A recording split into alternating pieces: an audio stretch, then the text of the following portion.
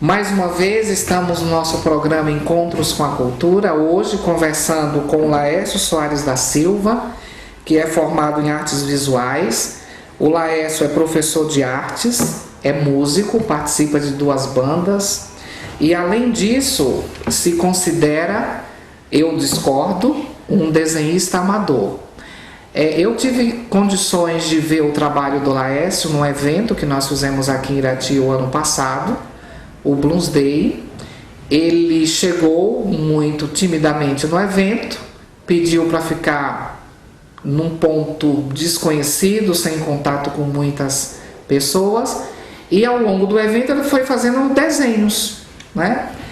E ao final, quando eu recebi o produto do trabalho nesse evento, eu fiquei completamente apaixonado pelos desenhos do Laércio. E lastimo, porque pelo visto não só eu fiquei apaixonado, porque metade dos desenhos feitos por Laércio foram roubados. E eu fiquei muito feliz, porque roubaram artes, né? Roubaram arte. Então, a minha primeira pergunta para o Laércio é o seguinte: Laércio, como as artes visuais entraram em sua vida?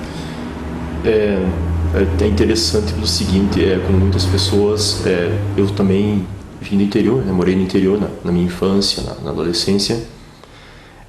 Sempre o interior é complicado porque não existe o contato com grandes centros, o contato com algo que seja diferente, que seja novo. Meu pai na época tinha uma TV 14 polegadas, preto e branco, e eu assisti algumas séries também. E eu tive contato na escola com alguns quadrinhos muito antigos ainda, relativos, quem lê quadrinhos vai entender, vai saber, Marvel, DC Comics, quadrinhos muito antigos. Eu não tinha acesso a um material para eu poder reproduzir esses quadrinhos, ou mesmo eu criar já os meus personagens próprios, baseado naquilo que eu via na TV também. Então o que eu fazia? Eu pegava papel de embrulho, esse papel de embrulho eu recortava, criava páginas com ele. Eu não tinha como unir essas páginas, eu roubava uma agulha e fio da minha mãe e eu costurava. Eu fazia mini livros ali, costurados, artesanais, feitos à mão, e nesses mini livros feitos de papel de embrulho eu desenvolvia as histórias dos meus personagens. Muito bem. E você se recorda nessas histórias dos seus personagens algum que tenha se destacado, algum personagem que tenha lhe perseguido, por exemplo, até hoje? Desse primeiro momento em que você tecia essas histórias nesse caderno artesanal, alguma personagem até hoje reverbera em sua cabeça, em sua mente? Inicialmente eu era influenciado, como muitos que têm minha idade da minha época ali, por seriados japoneses. Os antigos seriados que passavam na extinta TV Manchete, mesmo na TV Bandeirantes existiam alguns personagens. E é interessante como que você vai, dependendo da época, das influências que você vai tendo, como você vai mudando. Inicialmente, claro, eram baseados em personagens japoneses.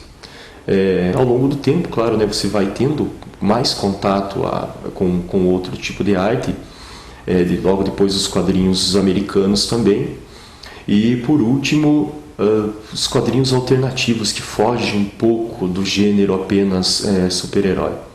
O interessante é que de tudo isso eu desenvolvi uma certa simpatia por personagens que chamamos de anti-heróis, vamos dizer assim, que eles não são nem o bandido de uma história quando você cria e também não são nem o mocinho. Eles ficam meio que à margem desse estereótipo, né, criado.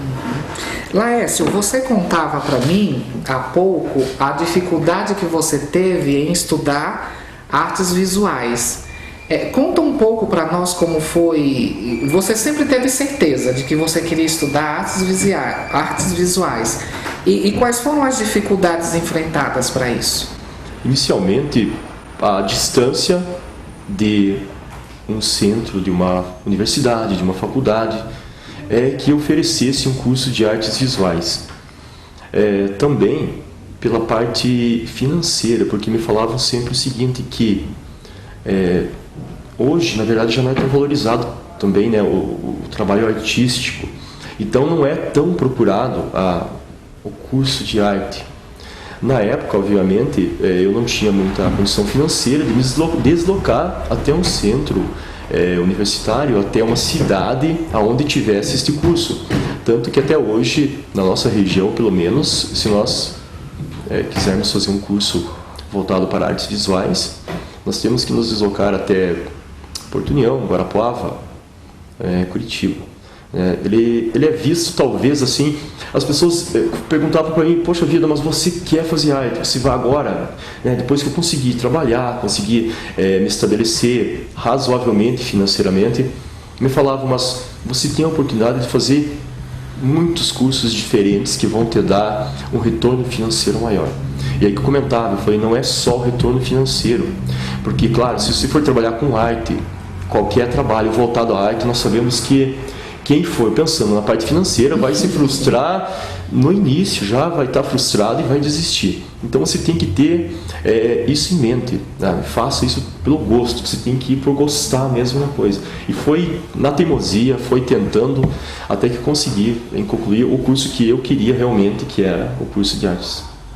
Laércio, eu gostaria agora que a gente entrasse numa coisa mais prática, antes de falarmos um pouco da sua área de trabalho. Você atualmente é professor de artes, mas antes de falarmos da sua atuação, e eu fico muito feliz em saber que há alunos que são seus discípulos, porque eu sei que você é um profissional bem talentoso e, além de tudo isso, consciente do poder que a arte pode causar nas nossas vidas. Você trouxe aqui alguns desenhos e eu gostaria que você comentasse como que eles foram elaborados. Então, neste primeiro desenho aqui, qualquer leitor médio já identifica um grande autor e uma grande obra. Nós estamos aqui diante de Edgar Allan Poe e, simbolicamente, diante da sua obra-prima, sem sombra de dúvida, que é o poema O Corvo.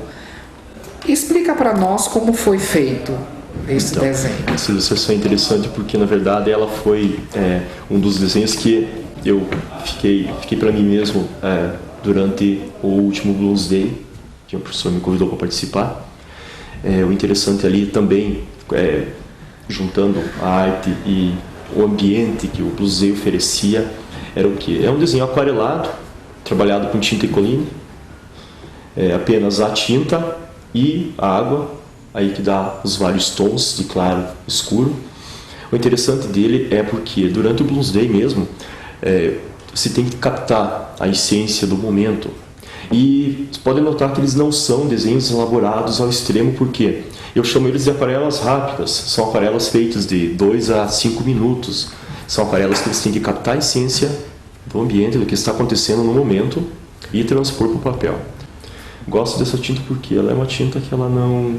É uma tinta considerada assim, ela não vai deixar uma imagem dura, uma imagem pesada. Ela é uma tinta, eu considero mutante.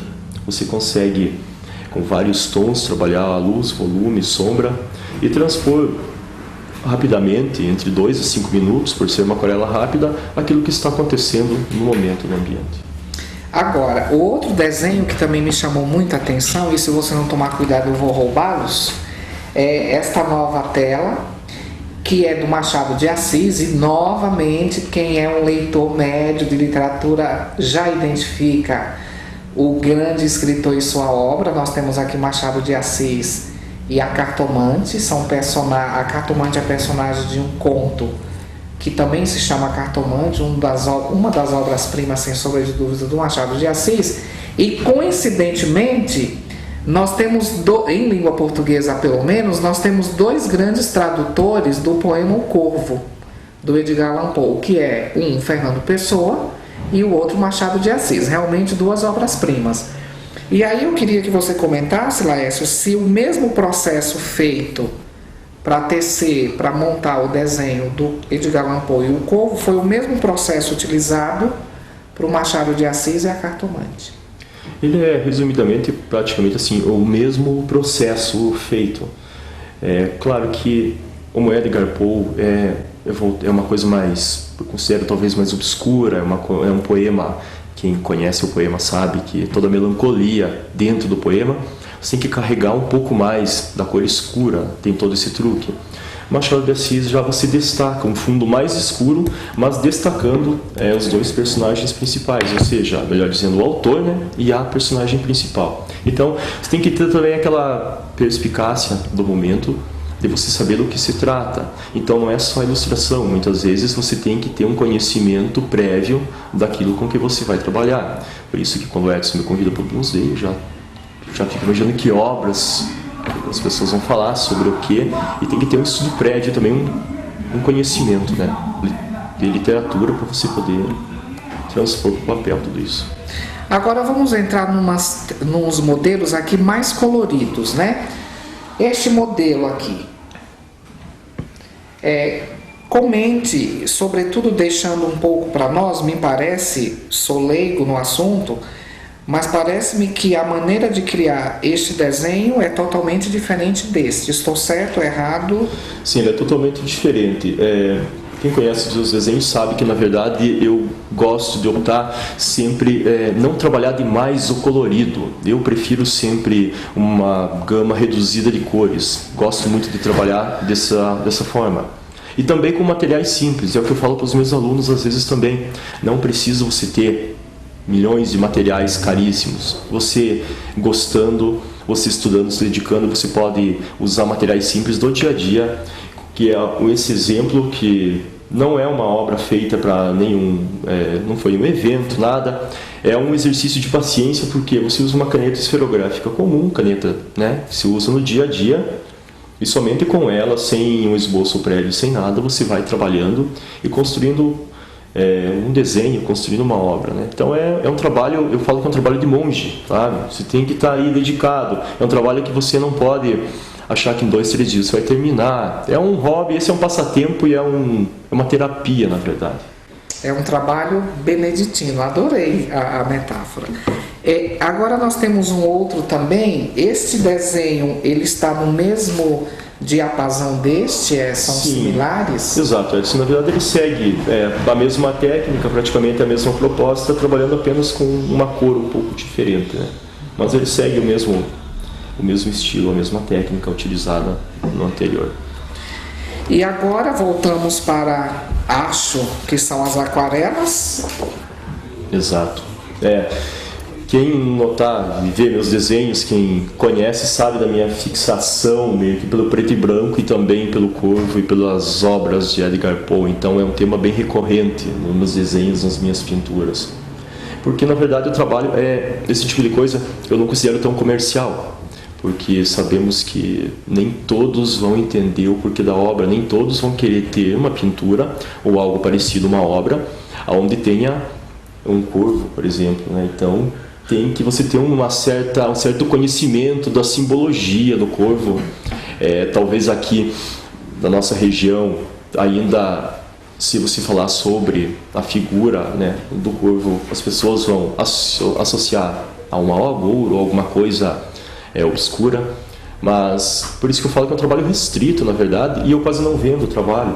90% das vezes eu presenteio as pessoas que gostam, eu tenho uma satisfação maior em presentear alguém que quer, que gosta e que se identifica com o trabalho, do que muitas vezes vender esse trabalho, né? Tentar fazer uma coisa comercial demais, né? Me vender a coisa comercial e não conseguir trabalhar com o que eu gosto e também para os meus iguais, na verdade.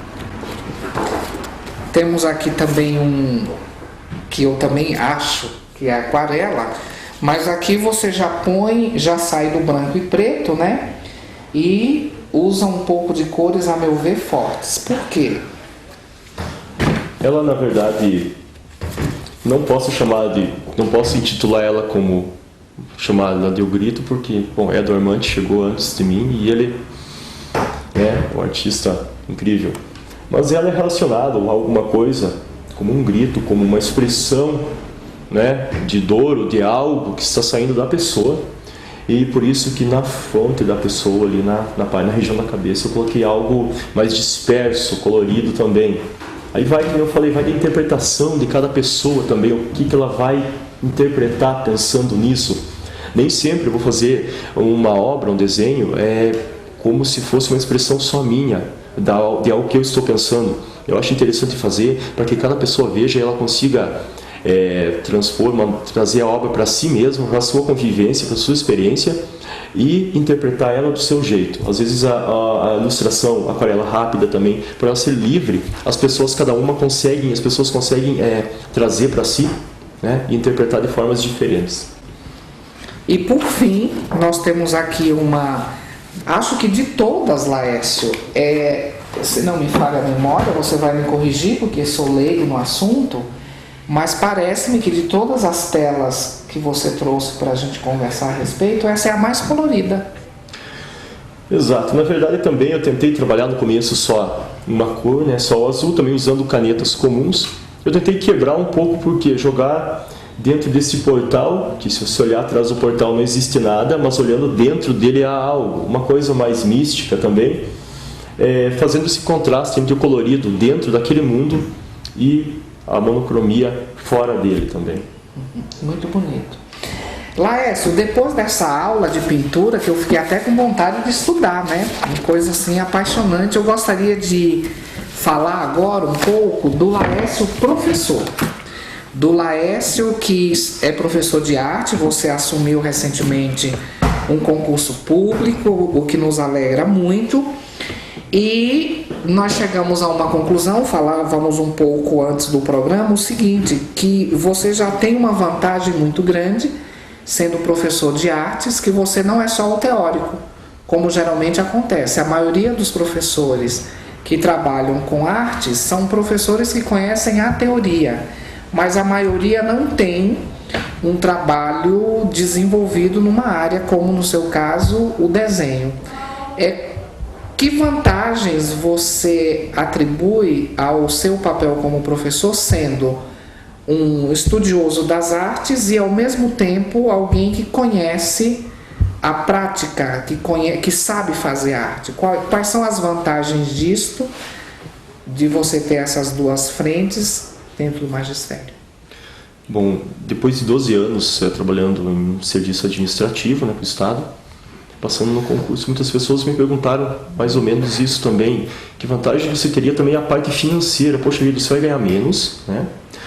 E você vai começar de novo, né, um trabalho de arte, né, trabalhando com os alunos ali, não podendo ficar fixo, tendo que ficar mudando de colégio em colégio. A vantagem de ter uma pequena noção da parte prática é que muitas vezes você consegue transpor para o aluno em tempo real algo que você está trabalhando ali durante a teoria. Claro que a intenção em você trabalhar arte em colégios ali, né, com os alunos, não é no final do ano letivo eu conseguir transformar uma sala de aula em, né, todos os alunos artistas.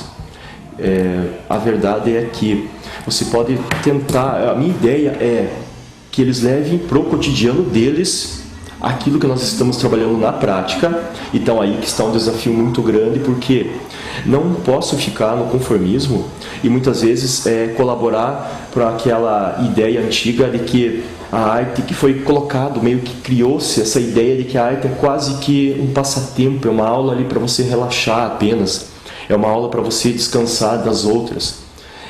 Penso eu que ela é muito importante e o desafio é você levar todo o conteúdo de arte, teoria e até um pouco da prática para o cotidiano dos alunos.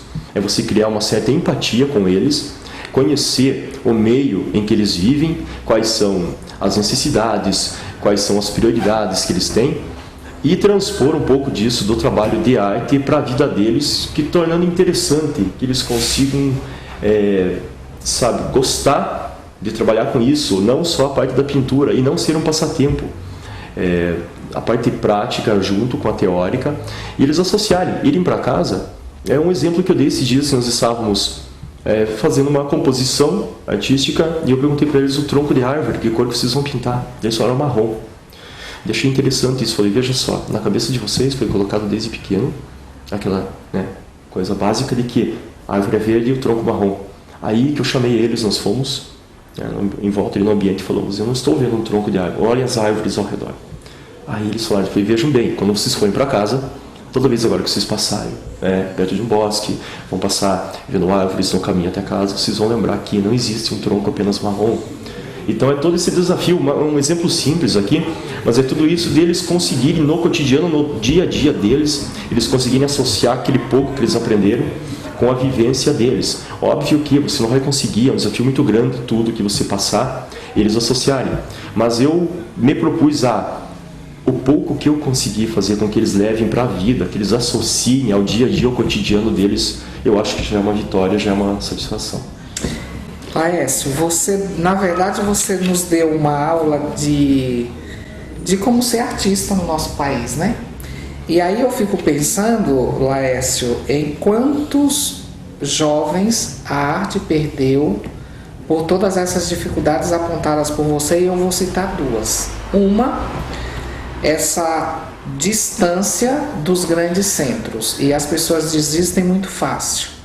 E a outra, mais gritante, o fator financeiro. Então, quantos artistas perdem-se, o mundo perde porque ficam nessa loucura, eu preciso pensar no futuro, ganhar tal. Então, a minha última pergunta para você, pergunta esta já cercada de agradecimentos, por você ter se deslocado de Rio Azul até aqui para essa entrevista. Que conselho você daria a um jovem que nesse momento nos vê, nos escuta? Ele ama, ele quer, mas ele está prestes a desistir por conta de várias dificuldades. Eu apontei apenas duas. O que você diria para essa pessoa que está inclinada a ser um artista, mas está cercado por essas dificuldades? O que eu falo para essa pessoa, para essas pessoas que têm ainda, né, essa vontade, que estão vendo a dificuldade, é que não desistam. Como eu falei inicialmente, não se apegue muito ao fator financeiro. Se você se apegar muito ao fator financeiro, ao retorno financeiro de algo trabalhado com arte, você vai se frustrar, você está no caminho errado. Pense que se você já começou a trabalhar com arte, ela vai te perseguir o resto da vida e você sabe disso, você não vai conseguir se livrar dela, não adianta. Então, mesmo você tendo um outro trabalho, vamos dizer assim, na parte financeira, reserve um tempo para ela e não desista, persista sempre, que o retorno vem. Talvez o retorno não seja financeiro, mas ele vem. Laércio, muito obrigado. Eu que agradeço. Mais um programa Encontros com a Cultura, hoje recebendo para um bate-papo a professora doutora em Educação, Nelci Antônia Pabes, que também é presidente do núcleo da Braspol em Irati. Muito bem, minha amiga querida Nelci Antônia Pabes. Fale para nós um pouco da Braspol. O que significa Braspol? Bom, a Braspol, ela é a representação da comunidade polonesa no Brasil. Nós temos um núcleo central, que é em Curitiba, representando a Braspol, né, nacional, e temos núcleos em mais de 300 municípios espalhados por todo o território nacional, naqueles municípios onde existem maiores concentrações de poloneses. Inclusive temos núcleos na região norte e na região nordeste. E o objetivo maior da Braspol é a preservação da cultura polonesa aqui no Brasil, considerando que para aqui vieram muitos imigrantes poloneses. Curitiba é considerada a capital polonesa no Brasil. Então, considerando todas as tradições, toda a riqueza de costumes que eles trouxeram, que os imigrantes trouxeram, o objetivo é continuar preservando para que as futuras gerações conheçam os hábitos, os costumes, as tradições dos imigrantes que para aqui vieram. E as principais atividades da Braspol no Brasil, a senhora conseguiria falar um pouco para nós o que a Braspol desenvolve? Pois não, as atividades elas são de várias naturezas. Nós temos até trabalhos de pesquisa, publicações, temos um evento que acontece de 2 em 2 anos, chamado Vitrine Literária. Já aconteceram alguns encontros em Curitiba e também em Porto Alegre, aonde reúnem-se estudiosos sobre a cultura polonesa para apresentação dos seus trabalhos. Então, os trabalhos são das mais diversas naturezas, inclusive já assisti a como era a propaganda do Brasil na Europa na década de 1800 50, 60, com o objetivo de divulgar o Brasil para os imigrantes, para os europeus, para que eles viessem para cá para colonizar. Agora, acho que a preponderância maior são os eventos, jantares, almoços, encontros, onde se comemoram algumas datas, tipo 3 de maio, que é o dia da Constituição Polonesa, que é considerada uma das primeiras constituições democráticas, né, a primeira da Europa e a segunda do mundo. Os poloneses também são muito religiosos, então dias como o de Nossa Senhora de Monte Claro, conhecida entre os poloneses como Nossa Senhora de Częstochowa, que é comemorado no dia 26 de agosto, então é bastante comemorado, além das datas como Natal e Ano Novo. Natal e Páscoa, desculpa. Natal e a Páscoa são as festas máximas dos poloneses, que são muito religiosos. Então eles comemoram o nascimento e a ressurreição de Cristo com muita intensidade. A gente sabe, qualquer pessoa que vive aqui em Irati sabe que a sua família é uma família típica polonesa, uma família que sempre cultivou muito a cultura. Fale-nos um pouco como foi a sua criação, no sentido de você ter adquirido ao longo da sua vida essa paixão pela cultura polonesa. Bom, meus bisavós maternos e paternos, que eram imigrantes, meus avós, eles já nasceram aqui no Brasil, mas moravam sempre em regiões onde existia concentração de imigrantes. Então, meus avós maternos moravam aqui em Irati, numa localidade em Apindazal, muito próximo aqui da cidade. Hoje praticamente é um quadro urbano, e ali se concentravam muitos imigrantes, né, e descendentes de imigrantes. E na época que eu era criança e jovem, ainda falava-se a língua polonesa em casa. Então os encontros de domingo, em outros momentos, aniversários, casamentos, velórios, as pessoas se encontravam e falavam a língua polonesa. E neste processo aqui da língua, demais tradições também eram cultivadas. E eu vejo que vem daí essa minha admiração, né? E este meu objetivo também de continuar preservando, considerando o significado que essas tradições elas possuem, porque elas valorizam muito o ser humano e as relações pessoais, né? Valorizam muito o outro. Nós sabemos que você fala muito bem, é fluente no polonês, inclusive quando vem alguém da Polônia aqui para Irati, você sempre representa a cidade, fazendo até, na maioria das vezes, um trabalho também de tradutora. Como foi o seu aprendizado em polonês? Bom, o muito bem é uma delicadeza sua que eu agradeço, né? Eu consigo me comunicar, né? Já estive na Polônia e não tive dificuldade para me comunicar com os poloneses. Mas eu não sou uma estudiosa da língua, tenho algumas curiosidades. Eu não estudei em escola, eu aprendi em casa. Então, desde criança, quando eu era criança, falava-se só a língua polonesa. Então, minha primeira língua foi a língua polonesa. Então, podemos dizer que o português você foi aprender na escola? Não, antes de ir para a escola. Eu tenho parentes que aprenderam quando foram para a escola, mas eu já aprendi em casa. Mas primeiro o polonês e depois a língua portuguesa. Você me disse que os poloneses são muito religiosos, né? E aí, nesse sentido, eu tenho duas perguntas. A primeira, qual foi o impacto para a cultura polonesa o fato de termos um papa polonês? E já fazendo uma segunda pergunta em relação a isso, nós poderíamos dizer que, tal como acontece na cultura ucraniana, a igreja tem suma importância para a manutenção da tradição e da cultura polonesa no Brasil? Eu acredito que sim. Respondendo à primeira pergunta, eu acho que não teve nenhum descendente de polonês que não se emocionasse quando João Paulo foi eleito Papa, isso no ano de 1978. Foi uma comoção muito grande, inclusive quando ele veio para o Brasil, segundo as análises que eu vi da sua visita, né? Belo Horizonte foi o que teve o maior cunho de natureza política na visita, e Curitiba foi o maior caráter afetivo, onde foi a expressão de uma afetividade em relação ao Papa.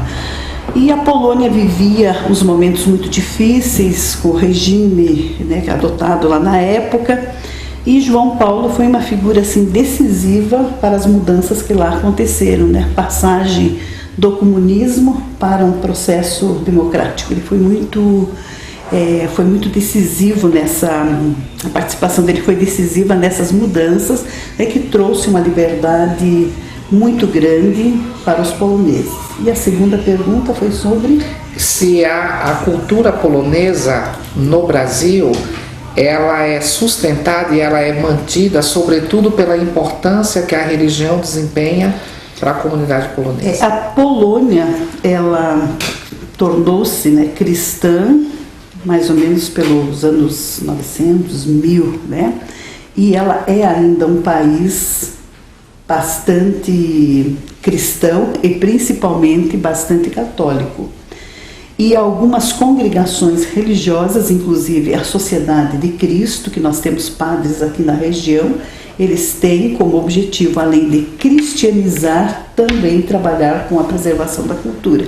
E eu acho que eles dão uma grande sustentação nesse aspecto, visitando as comunidades, falando a língua, trazendo materiais, possibilitando intercâmbios, inclusive organizam grupos turísticos que vão à Europa, grupos turísticos com custo assim, bastante acessível, que as pessoas têm a oportunidade de conhecer. Então eu entendo que eles têm desempenhado um papel muito importante na preservação da cultura através das atividades religiosas. Nós temos localidades ainda onde temos a missa em língua polonesa, Malé, não com tanta frequência, mas esporadicamente. Em Curitiba ainda temos a missa das 9 horas da manhã na Igreja Santo Stanislau, que também é uma missa em polonês. E além disso, as atividades lá no Bosque João Paulo II, coordenado pela senhora Danuta, que ela é polonesa, ela nasceu na Polônia, veio com 13 anos para o Brasil, ela é administradora e ela organiza muitos eventos, então a bênção dos alimentos na Páscoa, a cerimônia de Natal, sempre tem o alto de Natal lá, dia de Nossa Senhora da Częstochowa, e inclusive ela promove apresentações de grupos folclóricos, que hoje também não são tantos, mas ainda existem, apresentação de grupos folclóricos lá no Bosque João Paulo. E também lá no Bosque, as pessoas que querem se aproximar da culinária polonesa também têm acesso. Eu estive lá uma certa vez e a cozinha é farta. Também tem dentro do bosque, na entrada do bosque, que tem uma como chama, uma caviarnia, né, que seria um café, né? E dentro também tem um quiosque que vende os artesanatos e também alguns pratos da culinária polonesa. Agora, chegando um pouco a Irati, quais são as atividades da Braspol aqui? Por exemplo, para quem nos assiste nesse momento, há curso de línguas, há curso de danças folclóricas, ou melhor, se alguém quiser, mesmo que não seja, porque eu penso que quem nasceu numa família polonesa já tem por si só esse desejo de estudar e de manter as tradições, mas suponhamos que alguém simpatize com a cultura polonesa. O que fazer para participar da Braspol? Há cursos? Como é que funciona a Braspol em Irati? Bom, a Braspol então é uma organização que funciona fundamentada em 2 conselhos, conselho comunitário e conselho fiscal, e uma diretoria, né? Então nós temos um grupo de 44 pessoas que fazem parte destes conselhos, mas ela está aberta a todos, descendentes ou não descendentes de poloneses, para que participem, se integrem, aprendam sobre a cultura e também colaborem na divulgação. Nós não temos um calendário assim rígido de reuniões, fazemos esporadicamente e quando precisamos resolver algumas questões, por exemplo, organização de um evento, então fazemos mais reuniões, mas elas não têm assim um calendário fixo. Então, a Braspol está aberta a todos, descendentes ou não, desde que simpatizem, queiram aprender e queiram participar desse processo de divulgação. As atividades que a Braspol desenvolve aqui em Irati gira em torno de alguns eventos, a maioria deles são religiosos, né? Então nós temos comemorado, feito o Natal polonês, que normalmente é na primeira, segunda semana de dezembro, também não temos uma data fixa, e o Natal então é feito ali no clube no clube polonês, e é de acordo com a tradição polonesa, e a tradição polonesa é a tradição do opłatek. O opłatek é um pão, o pão ázimo, né, como a hóstia, só não consagrado, aonde cada um tem um pão e partilha com os demais presentes esse pão, né? Então existe um processo de integração entre as pessoas através da partilha do pão. E daí sempre temos uma refeição típica polonesa, temos uma apresentação de atividades culturais e temos aqui em Irati um grupo de canto, que inclusive também aproveitamos a oportunidade para convidá-los a participar. Os ensaios são às segundas-feiras, das 19h30 às 21 horas, aqui no Centro Cultural Clube do Comércio. Então fazemos um Natal, que consta mais ou menos dessas atividades. O Natal na Polônia é uma das festas mais alegres e é uma das festas em torno da qual mais se congregam, principalmente as famílias e as pessoas. Nós aqui já não temos tanta tradição da Missa do Galo, mas na Polônia até hoje todos fazem a ceia e depois vão para a Missa do Galo e entoam as canções natalinas, que por sinal são muito bonitas e são muito ricas de significado em torno do nascimento de Cristo. Outro evento que nós procuramos divulgar aqui bastante, incentivar as pessoas a participarem, que não seria bem um evento, mas é uma participação, na Semana Santa, principalmente no sábado com a bênção dos alimentos. Na sexta-feira nós participamos de um programa no rádio chamado Gorzkie Żale. A palavra gorzkie quer dizer amargo e żale são lamentações. Então nos é propiciado na radiodifusora um momento para cantar o Gorzkie Żale, seriam os cantos da paixão de Cristo, que também são carregados de um sentimento muito grande, expressam muito a paixão de Cristo. Então isso na sexta-feira santa. E no sábado, um incentivo muito grande para a bênção dos alimentos. Os alimentos são benzidos na igreja, numa cerimônia especial. Antigamente era na missa da ressurreição, hoje é feito em separado. E esses alimentos são consumidos no café da manhã. Então, para os poloneses não é o almoço do dia de Páscoa, é o café da manhã, aonde as pessoas servem-se desses alimentos que foram abençoados. A cesta dos alimentos normalmente são os ovos, aqueles ovos pintados, da onde advêm as nossas peçancas. Peçancas são os ovos pintados. Então contam que no tempo das grandes dificuldades as pessoas não tinham como se presentear, não tinham condições de oferecer presentes, então elas decoravam os ovos para presentear, os seus familiares, seus amigos. Então temos essas tradições hoje no artesanato, mas nas cestas de Natal, de Páscoa, nós também temos os ovos pintados.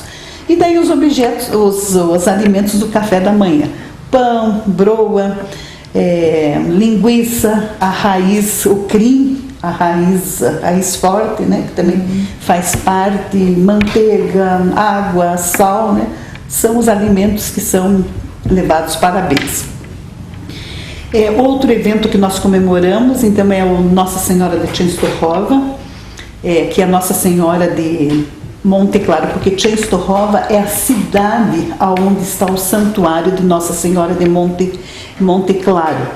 que em polonês é Matka Boska Jasnagóra, né? Nossa Senhora de Monte Claro. Então, normalmente nós comemoramos com uma missa aqui em Irati. Temos também as comemorações do dia 3 de maio, que é o dia da Constituição polonesa, da primeira Constituição democrática na Europa, né? Essa Constituição polonesa. Então, eu acho que em linhas gerais são estes os eventos. E às vezes temos a oportunidade de ter alguns visitantes, então nos reunimos também em torno desses visitantes para que nos contem alguma coisa. Aqui em Irati, nós tínhamos um grupo folclórico, mas nesse momento funcionou durante muitos anos, né? Nós tínhamos o Centro de Tradições 3 de Maio e o grupo folclórico Lublin. Mas atualmente esse grupo não está assim ativo. Hoje nós temos muita dificuldade até de motivar o jovem para passar uma tarde de sábado toda ensaiando, porque os ensaios precisam ser frequentes, exigem um rigor, até uma disposição física muito grande, então estamos com algumas dificuldades, né? Mas este grupo, o 3 de maio, inclusive tem roupas, trajes muito bonitos, alguns feitos aqui pelo grupo Irati e outros que vieram da Polônia. São trajes típicos, trajes de Mazur, de Cracóvia, né? Trajes muito bonitos que estão aqui, já foram utilizados durante muito tempo aqui na região. E você falou também sobre as aulas. Nós temos aqui no Centro Cultural Clube do Comércio aulas de polonês às terças-feiras, às 19 horas. Estamos com um grupo bom e a professora um grupo significativo de alunos, né? E a professora é Maria Zuleika Filos Unesco, ela também é descendente de poloneses e ela estudou na Universidade Federal, fez vários cursos lá. E é quem nos socorre aqui nos momentos das traduções, das pronúncias. E ela continua trabalhando, ministrando suas aulas de língua polonesa aqui. Ela também é licenciada em letras, já é aposentada e hoje ela se dedica à etnia polonesa.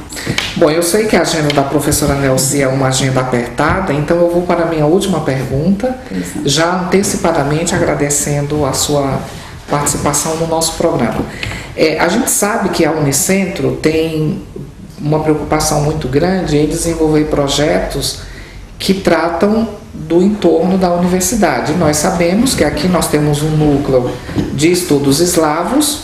Nesse núcleo de estudos eslavos eu sei que a professora tem uma participação importante, inclusive eu tive o privilégio de estar na coordenação do 2º Simpósio Internacional de Estudos Eslavos, em que a presença da ajuda da professora Nelci Pabos foi fundamental, né? Tivemos uma grande representação polonesa. Atualmente a universidade, a Unicentro, tem continuado, tem mantido essa parceria com a Braspol para desenvolver projetos que ampliem as informações acerca da tradição polonesa, especialmente em Irati? Sim, recentemente, inclusive, nós tivemos a visita de reitor e professor da Universidade de Kielce, né, onde eles têm o objetivo de firmar uma parceria. Inclusive, na próxima semana teremos uma reunião do grupo do Núcleo de Estudos Eslavos e um dos temas é essa questão da parceria entre uma universidade brasileira e uma universidade polonesa. E eu também participei como representante da Braspol. Eu acho que o nosso objetivo é unir forças, né, no sentido de que possamos divulgar, claro que não só a cultura polonesa, mas as demais culturas aqui da região, para que as futuras gerações conheçam. E o NES, eu acho que faz uma coisa muito interessante, que é a publicação, né, dos trabalhos. A Braspol também, o nosso núcleo também se propõe a isso, a uma produção escrita no sentido de se deixar os registros para as futuras gerações.